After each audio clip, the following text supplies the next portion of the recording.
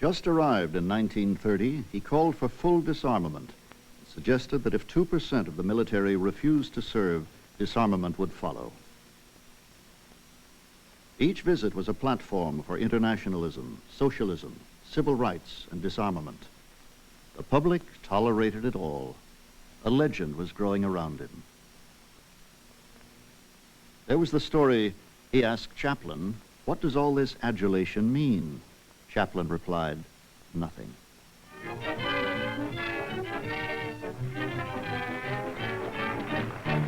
But Einstein had learned how to use his public images with effect. Behind the scenes, academic politics were at play. When he left in 1932, Caltech, Oxford in England, Princeton were all courting him with permanent appointments. Einstein was undecided. Events were soon to force the issue. The leaders of Europe had debated disarmament for 3 years, hoping to spend less on arms and relieve the depression. It was a last chance for the League of Nations. We believe that progressive disarmament will not only relieve the burdens now pressing so heavily upon the backs of our taxpayers, but progressive disarmament will make us more secure in international peace. Einstein was outraged. This is not a comedy. It is the greatest tragedy of modern times, despite the cap and bells and buffoonery. We should be standing on rooftops denouncing this as a travesty.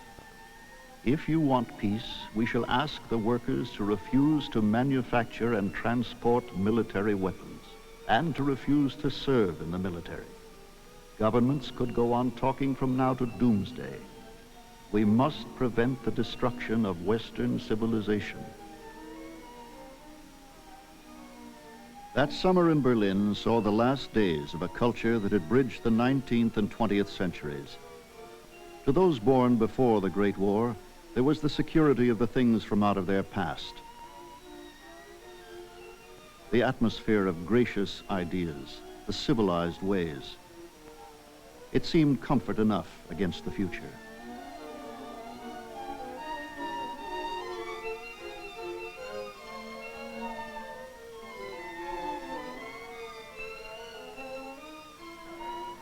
The Nazis were now the political force of Germany, controlling the streets and polls. That summer, Einstein finally agreed to spend part of each year at a new institute for research at Princeton. When he left for his visit that year, he knew that he was leaving his home forever. He called himself a bird of passage. Across the Atlantic, the Nazis came to power. Einstein's house in Kapput was searched, confiscated. His colleagues in the Prussian Academy forced his resignation. The events demonstrated to Einstein the failure of international order. Now there was a conflict in his mind. Could a pacifist commit himself to a military struggle against fascism? At a 54th birthday dinner in New York, he had spoken English for the first time in public. Dear friend, I was so covered with flowers that it's very difficult for me to bring to you my humble words. But I do it in German. Die Bedeutung der Jerusalemer Universität für das jüdische Volk. Jerusalem University has particular meaning now. Jews in Europe are being extensively denied access to education and the professions.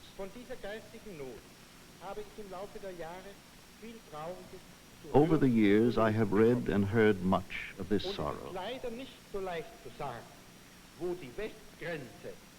It is not easy to say where the western boundaries of Europe are to be found. Einstein made one more trip to England that summer. He went into seclusion. The Nazis put a price on his head. In London, he made a last speech to Europeans before he left for Princeton. His personal despair for mankind was apparent. I am glad that you have me given the opportunity of expressing to you here my deep sense of gratitude as a man, as a good European, and as a Jew. I should like to give expression to an idea which occurred to me recently. Man, like every other animal, is passive by nature. Unless goaded by circumstance, he scarcely takes the trouble to reflect upon his condition and tends to behave as mechanically as an automaton. As a child and a young man, I passed through such a phase. One thought only of the trivialities of one's personal existence, strove to talk and act like one's fellow. There are forces at work which seek to destroy the European heritage of freedom, tolerance, and human dignity. Fascism, nationalism, militarism, and communism, while constituting diverse political institutions, all lead to the subjugation and enslavement of the individual by the state and put an end to tolerance and personal liberty. Individualism, the recognized basis of European civilization, is more seriously threatened by the military organization of countries than anything else. But war is not a parlor game to be played according to definite rules. In London, Einstein also had spoken about places, even in our modern society, where the creative mind could pursue pure thinking. The Institute for Advanced Studies became that place for the remainder of his life. Here he continued a lonely search for a unified field theory, one which would link the physics of particles with the physics of space. A hallmark of Newtonian particle theories was action at a distance. However, this did not suit Einstein because theories of action at a distance, he felt, could not describe the raw experience of daily life. Because occurrences in the world in which we live occur not by action at a distance, but by touch. And since in Einstein's view science is a development of pre-scientific thought, then the best scientific theory is a field theory. However, neither special nor general relativity theory remove the disturbing dualism of particle and field. That is, both particles and fields existed side by side. So it was natural that Einstein's next step after the general relativity theory was to attempt formulating a unified field theory which could describe the electromagnetic and the gravitational field, and out of which particles would emerge as knots in space-time. Later in his life, one of Einstein's colleagues asked him why he wasted his talents looking for a unified field theory. After all, by the late 1940s, it was known that there were more fields than just the gravitational field and the electromagnetic field. To which Einstein answered, well, it's good for somebody like me to look for a theory of that type because a younger man has to establish his reputation and cannot afford the time. And besides, perhaps we can learn something new from just this even restricted line of research. But he was still tied to the political realities of American science. Refugees from fascism, like Einstein himself, were pouring in. By 1940, 100 scientists. In isolationist America, Einstein spoke out for the oppressed of Europe. The effect upon all nations, and not least upon the Germans, of the fate of these innocent people, so maliciously persecuted, must not be underestimated.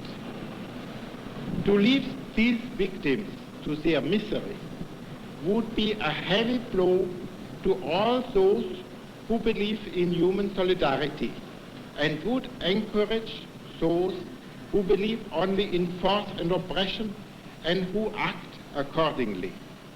The refugee scientists could not easily find jobs. Funding had dried up in the Depression, with the argument that science should be used for social engineering, not for proving relativity.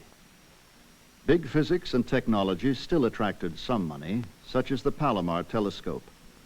Scientists like Millikan lobbied hard, arguing that the natural sciences would pay off in the end. Frustrated, Millikan approached the Army for help. Einstein, who was actively opposing Franco in Spain, was sympathetic. There was a common cause and argument, the defeat of the Nazis. The New York World's Fair of 1939 was a showcase for the promise of science and technology. Although the government had not yet seen the light, the public was fascinated with the world of the future, the possibility of atomic power. Einstein was there to dedicate the Jewish pavilion, appealing again for aid for refugees. A war was beginning in Europe. A drama of equal magnitude was taking place in a laboratory in Berlin. Hahn and Strassmann in Berlin had discovered that the splitting of the atom released a tremendous energy. An atomic bomb might be possible. Their findings were rushed into print in early 1939. What happened then is one of the first legends of the atomic age, here reenacted after the war by the scientists themselves. The news was rushed to a physics conference in Washington. Leo Szilard, another refugee, brought the information personally to Einstein, along with a draft letter to the president. They told Roosevelt that an atomic bomb was feasible for both the United States and Hitler. Links should be built between the government and American physics, they wrote. The government should fund a research effort. This was Einstein's last direct contact with the Manhattan Project, the building of the bomb. The irony was bitter for Einstein, the pacifist. 6,000 was invested by the government initially. By 1945, nearly $2 billion. The effort involved the physics community as a whole, including the elite theorists who had come to America as refugees. During the war, he worked with the Navy on explosives. He was approached about a problem relevant to the bomb. But when he sought more information, the files indicate that his history prevented him being given every confidence, a security risk. A new and powerful relationship between science and government was emerging. The development of science and creative activities requires freedom, independence of thought from the restrictions of authoritarian and social prejudices. Theoretically, there is no authority whose decisions and statements can claim to be the truth. Is that time forever past when, aroused by his inner freedom and the independence of his thinking and his work, the scientist had the opportunity of enlightening and enriching the lives of his fellow human beings? Has he not forgotten about his responsibility and dignity as a scientist? As the possibility of the bomb became a reality in early 1945, scientists at Los Alamos and Oak Ridge began to express doubts about its uses. In June, the Frank report warned that if the bomb were used on Japan, international control afterwards would be impossible. An arms race inevitably would follow. But the bomb was dropped. National interests prevailed. The atomic bomb is too dangerous to be loose in a lawless world. That is why Great Britain, Canada, and the United States, who have the secret of its production, do not intend to reveal the secret until means have been found to control the bomb so as to protect ourselves and the rest of the world from the danger of total destruction. I shall ask Congress to cooperate to the end that its production and use be controlled and that its power be made an overwhelming influence toward world peace. Many scientists saw world peace as springing from a free exchange of information, the old ideal of international science. They began a program of public education and political lobbying. The proposed atomic legislation would have put nuclear development in the hands of the military under rigid security. The War Department will always have a vital interest in the use of atomic energy for military purposes. Despite the efforts of the military, represented by General Groves, head of the Manhattan Project, the scientists helped defeat the bill. A compromise, the McMahon bill, created a civilian atomic energy commission composed of government, the scientists, and the military. A new group was formed, the Emergency Committee of Atomic Scientists, with Einstein as chairman.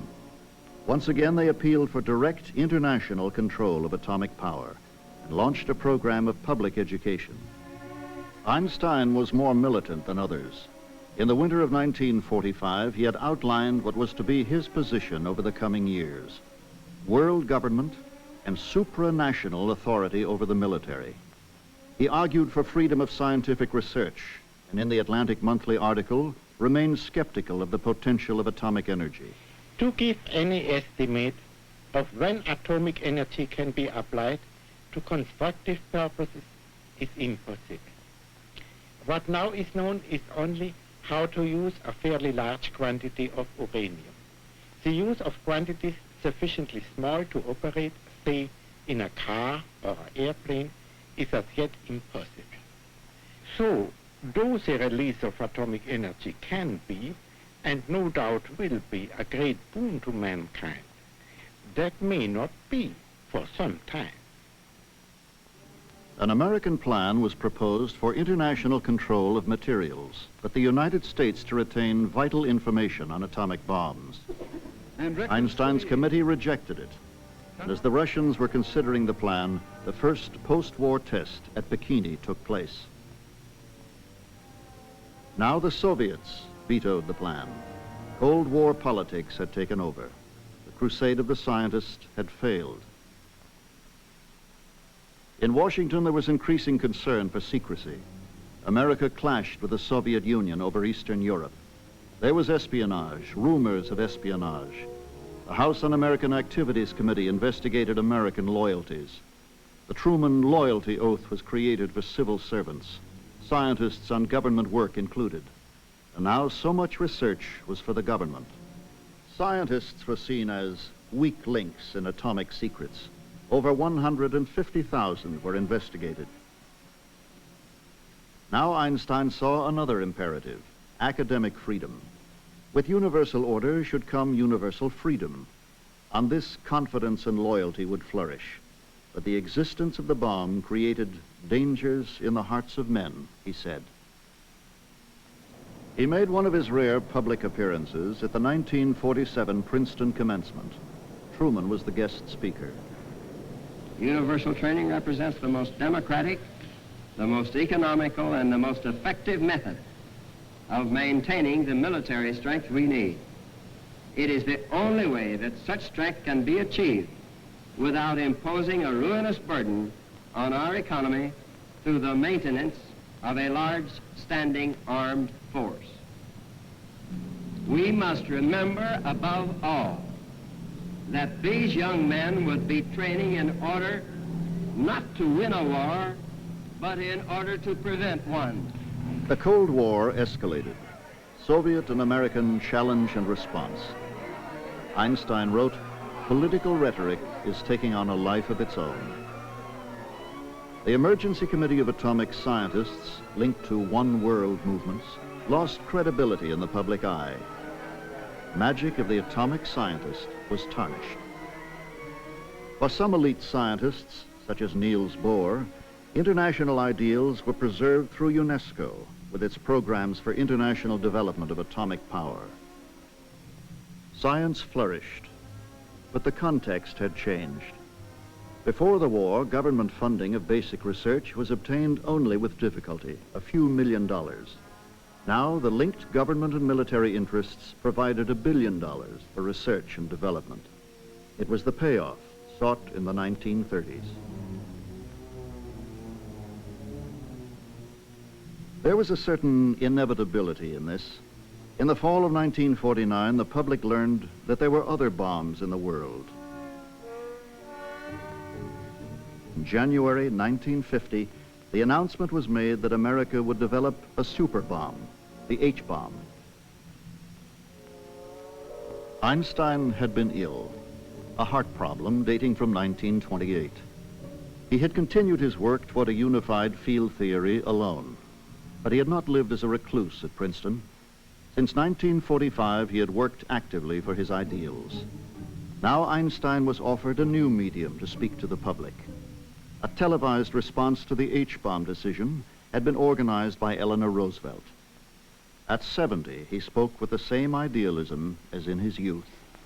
The armament race between the USA and USSR, originally supposed to be a preventive measure, assumes hysterical character.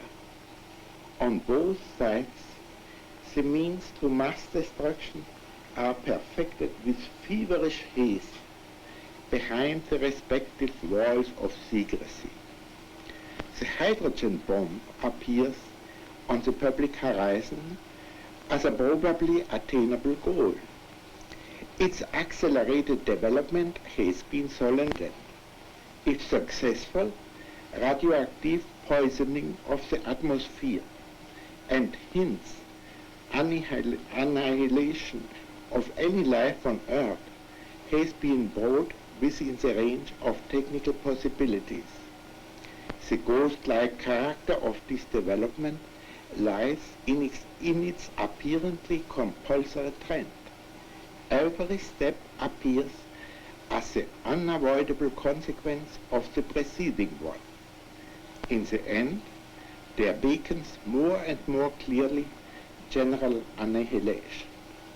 Is there any way out of this impasse created by man himself?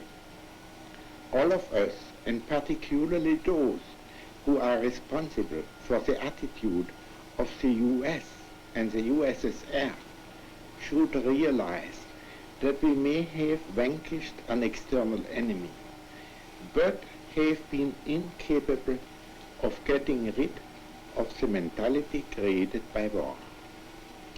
It is to achieve peace as long as every single action is taken with a possible future conflict in view. The leading point of view of all political action should therefore be, what can we do to bring about a peaceful coexistence and even a loyal cooperation of the nations? The first problem is to do away with mutual fear and distrust. Solemn renunciation of violence, not only with respect to means of mass destruction, is undoubtedly necessary. In the last analysis, every kind of peaceful cooperation among men is primarily based on mutual trust, and only secondly on institutions like courts of justice and police. This holds for nations as well as for individuals, and the basis of trust is loyal give and take. Einstein brought his ideals to America. He took only what he needed out of the American dream. The simple house on Mercer Street was never a barrier to the outside world.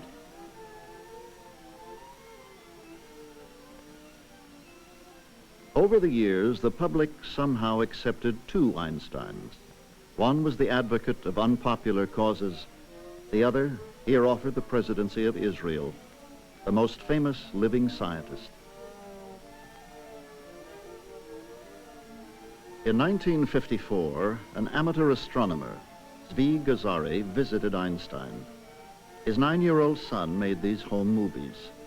Einstein told him this story. When I was young, I wanted a telescope, but I've never been able to buy one, because then it would become commercialized. So Gazari built one for him.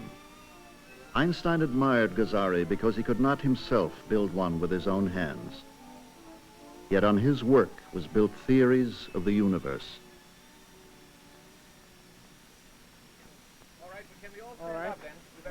One of his last public appearances was to dedicate the Albert Einstein Medical College in New York. I am grateful that Yeshiva University has honored me by using my name in connection with the new College of Medicine. There is a shortage of physicians in this country, and there are many young people able and eager to study medicine who, under present circumstances, are deprived of the opportunity to do so. Shortly before, his old friend from the Bern days, Besso, had died. Einstein wrote, "This death signifies nothing. For us believing physicists, the distinction between past, present, and future is only an illusion, even if a stubborn one." Einstein, would you look this way, please? That's it. And over here, Doctor, if you please. Thank you.